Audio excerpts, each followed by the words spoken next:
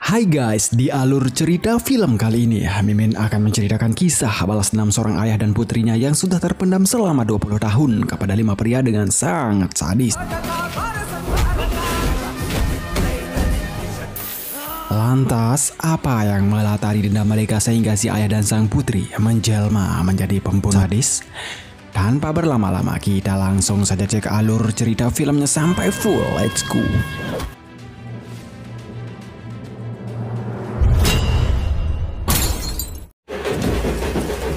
Diawali dari keluarnya seorang wanita dari penjara, kita sebut saja Kanaka. Disambut oleh ayahnya yang bernama Veda, tampak raut ekspresi dan tatapan mereka menyimpan banyak misteri. Selepas itu, mereka lalu kemudian menuju ke warung makan. Di sana, mereka melihat perlakuan zalim para preman terhadap warga setempat. Pemilik warung tersebut pun menceritakan bahwa para preman itu adalah anak buah Giri Ayah, di mana Giri Ayah merupakan ketua preman sadis yang memperjualbelikan manusia lalu dijadikan budak seumur hidup. Setelah mendengar cerita dari pemilik warung itu, Veda langsung menyisingkan lengan bajunya dan Veda memberikan pelajaran keras kepada para preman tersebut.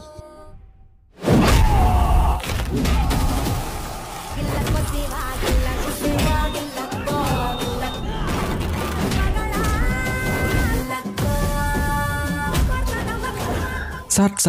Setelah Veda membuat para preman itu babak belur, datanglah polisi wanita. Dia adalah KSP Rama.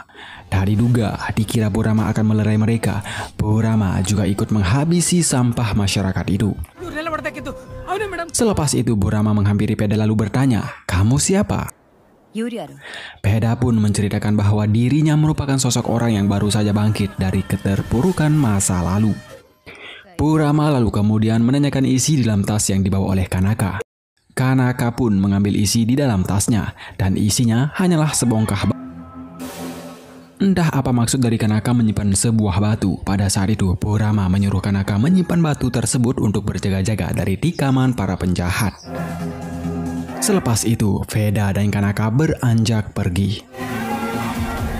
Di lain tempat terlihat pria baruhbaya berjalan terlunta-lunta. Dia adalah kerabat Veda, namanya adalah Panca. Ketika Panca ingin menaiki delman yang berhenti di sampingnya, tiba-tiba Panca bertemu dengan seorang wanita yang bekerja sebagai kupu-kupu malam. Namanya adalah Pari. Namun tak diduga ketika Pari melihat Panca, Pari langsung menendang Panca hingga Panca terjatuh.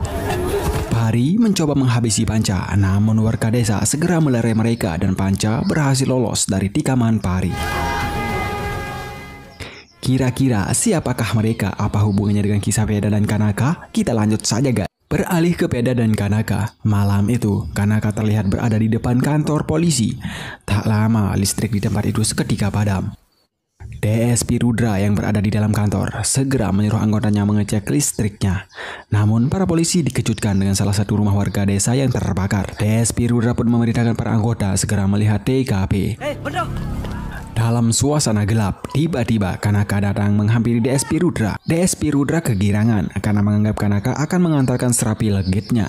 Namun ketika DSP Rudra menengok ke pintu, DSP Rudra sangat terkejut dan teringat masa lalu kala Rudra melihat Veda tengah berdiri.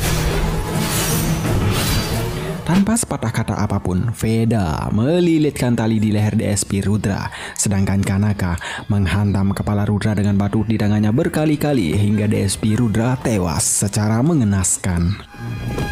Selepas itu, dengan santai, Veda dan Kanaka beranjak pergi. Keesokan paginya, Bu Rama datang menyaksikan TKP yang begitu mencekam.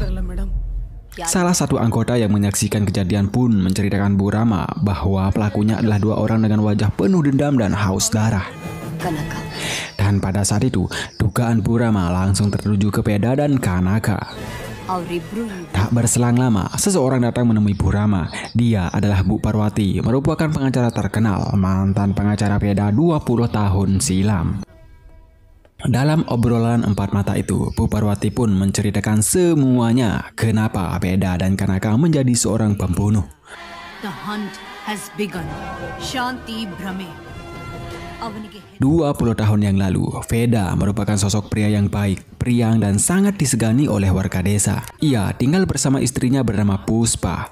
Seiring waktu berjalan, mereka dikaruniai seorang putri yang kini bernama Kanaka.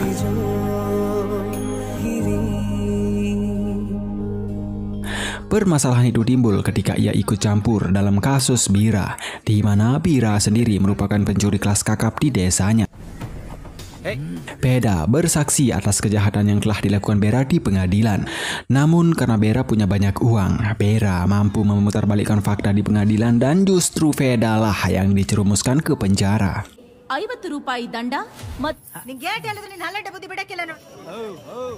Selama Veda di dalam penjara, istri dan putrinya mendapatkan nasib tragis. Malam itu diawali dari 3 pria sedang mabuk-mabukan. Pria itu tak lain adalah Bira, Giriaya, dan Nancapa. Tak lama, Kalesi, rekan mereka, membawa seorang wanita panggilan, yakni Pari. Namun pada saat itu, Pari menolak melayani nafsu bejat mereka karena tidak sesuai perjanjian. Pari tak ingin main dengan 4 orang. Geng Bira terus memaksa agar Pari mau menuruti kemauannya. Namun Pari tetap menolak. Bahkan pada saat itu, geng Bira mencoba memperkaos Pari, tetapi Pari tidak bisa ditaklukkan begitu saja. Pari berhasil membuat geng Bira babak belur dan Pari sendiri langsung kabur.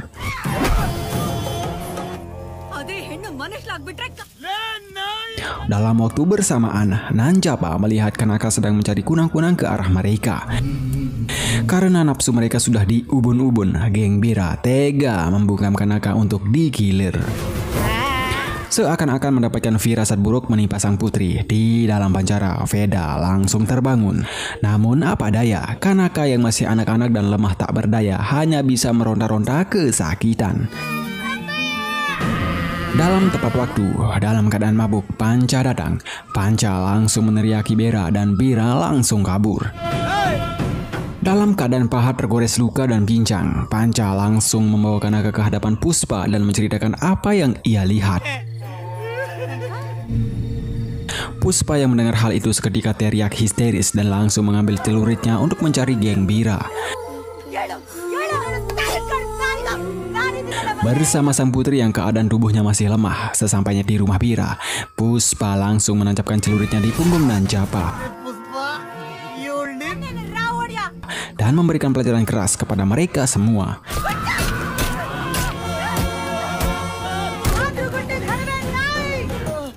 Geng Bira yang melihat kegaharan Puspa hanya bisa minta maaf, namun Puspa yang emosinya sudah tersulut tidak bisa memaafkan mereka. Dan ketika Puspa akan menghabisi Bira, Nancapa, Kalesi, dan Giriaya melempari Puspa dengan batu. Dan apa?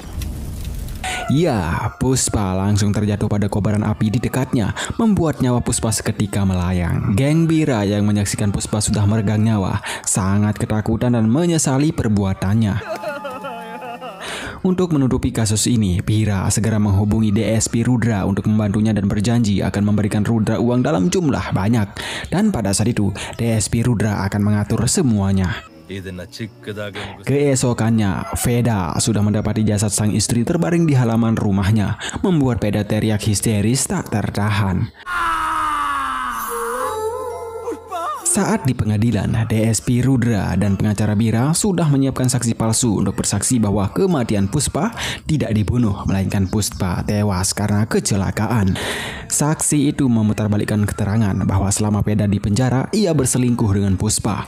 Perselingkuhan mereka akhirnya diketahui oleh Kanaka. Kanaka lalu kemudian memukul ibunya hingga terjatuh ke kompor yang sedang menyala, membuat kepala Puspa terbakar. Bu Parwati selaku pengacara Veda keberatan. Namun karena pengacara Bera memiliki dukungan penuh dari polisi, hakim menolak keberatan dari Bu Parwati dan pada saat itu sidang ditunda serta Kanaka akan dibawa oleh petugas untuk diberikan perawatan psikis. Selesai sidang, Veda datang untuk mencari sang putri, namun sang putri sudah dibawa oleh polisi.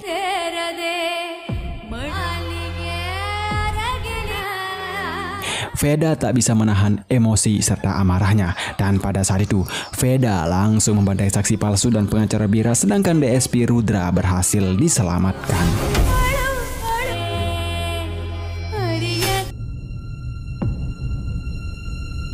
Singkat cerita, saat sidang kedua, hakim memvonis bahwa kematian Puspa disebabkan oleh Kanaka dan hakim menjatuhkan hukuman 20 tahun penjara kepada Kanaka, guys.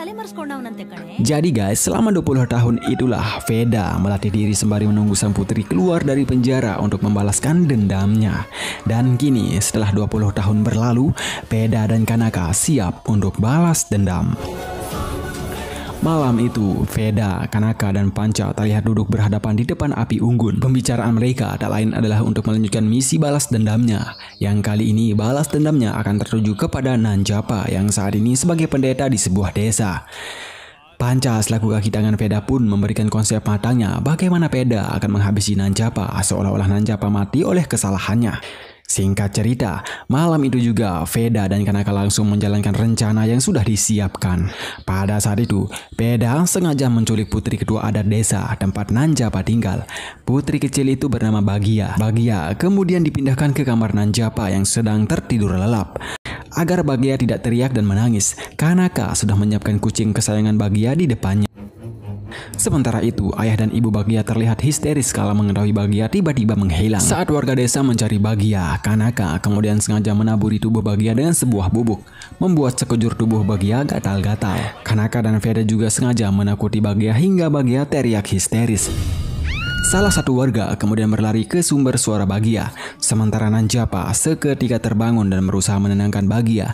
Namun hal itu tampaknya menjadi jebakan buat Nanjapa. Warga desa menganggap Nanjapa telah melecehkan Bagia. Pada saat itu, semua warga desa tidak percaya begitu saja dan untuk membuktikan apakah Nanjapa bersalah atau tidaknya, Nanjapa bersiap disidang secara adat di atas altar sang dewi kepercayaan warga setempat. Di mana jika Nanjapa bersalah, kapur barus yang dinyalakan akan mati. Tetapi jika Nanjapa tidak bersalah, kapur barus yang dinyalakan akan habis terbakar. Namun faktanya ketika kapur barus itu dinyalakan, apinya tiba-tiba padam. Otomatis Nanjapa dinyatakan bersalah. Semua warga desa yang menyaksikan persidangan itu langsung menghakimi Nanjapa dan melemparinya dengan batu. Momen inilah yang dimanfaatkan Veda dan Kanaka untuk menghabisi Nanjapa agar balas dendamnya tidak terlihat disengaja. Pada saat itu, ketika Nanjapa melihat Veda membawa celurit dan Kanaka membawa batu, Nanjapa seketika teringat dengan masa lalu ketika ia menghabisi Puspa 20 tahun silam. Tanpa berlama-lama, Veda langsung menebas leher Nanjapa sedangkan Kanaka melempari wajah Nanjapa dengan batu. Dan Nanjapa tewas secara mengenaskan. Keesokan harinya, Purama datang ke lokasi, namun warga desa mengklaim bahwa itu bukan pembunuhan, melainkan adat tradisi warga setempat untuk menghukum siapapun yang bersalah. Namun sebenarnya, Purama sudah tahu bahwa kejadian ini disebabkan oleh Veda dan Kanaka. Selanjutnya, bertempat di sebuah pasar, Pari tak sengaja melihat Veda dan Kanaka. Pari mencoba mengejar Veda, namun langkahnya dihentikan oleh Panca. Entah apa maksud Panca menghentikan langkah Pari, yang jelas Panca tak ingin melihat Pari bertemu dengan Veda. Next, selepas itu, Panca sengaja menjual Veda dan Kanaka pada anak buah Giri Ayah. Rencana ini tidak lain adalah agar Veda bisa bertemu dengan Giri Ayah untuk balas dendam. Di rumah Giri Ayah terlihat ratusan budak disandera bahkan disiksa. Saking kejamnya, Giri Ayah mentato para budak dengan api agar mereka tidak bisa melarikan diri dari genggamannya. Di tengah-tengah para budak itu, Kanaka dan Veda berdiri. Tangan kanan Giri Ayah menyuruh Veda dan Kanaka untuk duduk, namun Veda dan Kanaka hanya diam dan tetap berdiri. Bahkan pada saat itu, Kanaka mengeluarkan celurit untuk menghabisi Giri Ayah yang duduk di depannya. Namun, langkah Kanaka dihentikan oleh para bodyguard Giri Ayah, dan pertarungan sengit pun berlangsung dramatis.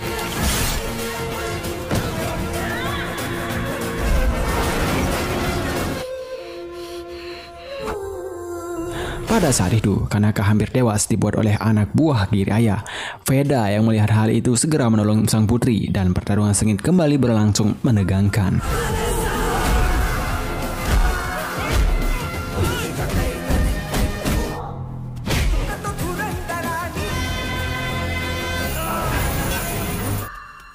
Setelah semua anak buahnya tumbang, Giri Ayah mencoba melawan Veda, namun justru ia dibuat seperti ayam geprek.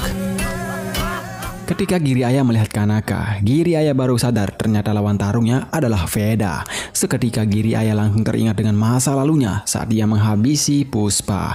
Dan detik itu juga Kanaka melempari wajah Giri Ayah dengan batu hingga tewas. Selepas memukam Giri Ayah, terlihat Veda, Kanaka, dan Panca sedang beristirahat di sebuah gubuk. Di tempat yang sama, Pari terlihat keluar dari bilik gubuk, membuat Panca seketika ketakutan. Namun pada waktu itu, Pari tak melihat mereka. Pari langsung menaiki delman bersama rekan-rekannya.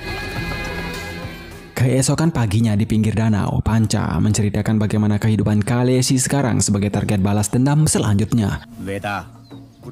Dan singkat cerita saja, setelah Panca memberikan alamat rumah Kalesi, malam itu juga Veda bertamu ke rumah Kalesi. Veda mengaku ke istri Kalesi bahwa dirinya adalah kerabat dekat suaminya itu. Dan ketika Kalesi melihat kedatangan Veda, Kalesi terlihat sangat ketakutan. Waktu itu Veda tak menghabisi Kalesi langsung. Veda terlebih dahulu menerima jamuan dari istri Kalesi. Namun keesokan paginya, tiba-tiba putri kecil Kalesi menghilang. Kalesi dan istrinya sangat panik. Kalesi beranggapan Veda telah menghabisi putrinya. Sang istri pun sangat terkejut dan bertanya apa sebenarnya yang telah dilakukan suaminya itu ke keluarga Veda. Kalesi pun menceritakan tentang masa lalunya saat dirinya membantu Bira menghabisi Puspa. Sang istri yang mendengar cerita Kalesi seketika lemas dan pasrah. Tapi tiba-tiba putri kecilnya datang bersama Veda. Kalesi hanya bisa menangis. Di sana, putri kecilnya menceritakan bagaimana kebaikan dan keramahan Veda. Bahkan putri kecilnya itu menganggap Veda sebagai pamannya sendiri. Mendengar hal itu, istri Kalesi sangat marah kepada Kalesi karena telah tega berbuat jahat kepada keluarga Veda di masa lalu. Menyadari dosanya yang begitu besar di masa lalu, sambil menangis, Kalesi langsung masuk rumah dan menutup pintunya. Dan ketika putrinya membuka pintu itu, tubuh Kalesi sudah terbakar. Kalesi membakar dirinya sendiri sebagai bentuk penyesalan dengan apa yang telah dilakukannya di masa lalu, guys. Menjelang nyawa Kalesi dicabut, Kanaka lalu menghampirinya. Kanaka mengeluarkan sebuah batu dan menaruhnya di dada Kalesi, dan setelah itu Kalesi meninggoy. Sementara itu, istri Kalesi hanya bisa menangis dan meminta maaf kepada Veda. Malam itu juga, Purama datang ke rumah Kalesi untuk mencari tahu bagaimana kronologi kejadiannya. Namun, setelah Purama melihat batu di atas dada Kalesi, Purama sudah tahu pelakunya, yakni Veda dan Kanaka. Bertempat di sebuah rumah bordel, terlihat para PS menunggu para tamu. Pari yang waktu itu baru saja selesai melayani tamunya, kembali mendapatkan tamu. Dan ketika Pari membuka gordennya, lampu di kamar itu padam. Pari lalu kemudian mengambil korek api dan setelah korek itu menyala, Panca tiba-tiba sudah berdiri di depannya. Entah apa masalah mereka, waktu itu Panca mencoba menghabisi Pari namun Pari berhasil lolos dari tikaman Panca. Justru Panca mendapatkan sebatang pisau di kepalanya. Keesokannya, Veda membawa Panca ke rumah sakit untuk mendapatkan perawatan. Di rumah sakit yang sama, Purama juga terlihat datang. Dan ternyata Purama menjenguk Pari yang terbaring lemas karena tertusuk pisau milik Panca semalam. Di samping Pari menceritakan permasalahannya dengan Panca kepada Purama, Panca juga terlihat sedang memberitahu target balas dendam selanjutnya kepada Veda, yakni Bira. Namun jika dilihat dari ekspresi Purama setelah mendengar cerita dari Pari, plot twistnya semakin misterius, guys. Singkat cerita, sesampainya di rumah Bira, Veda langsung berhadapan dengan istri Bira yang sangat gahar.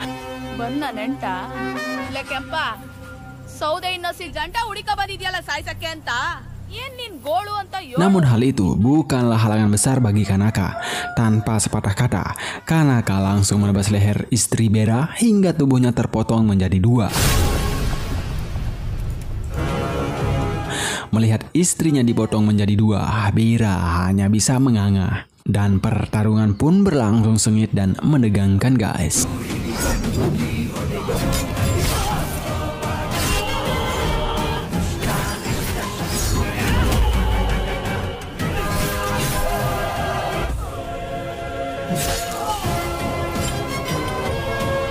Dalam tepat waktu, Purama datang.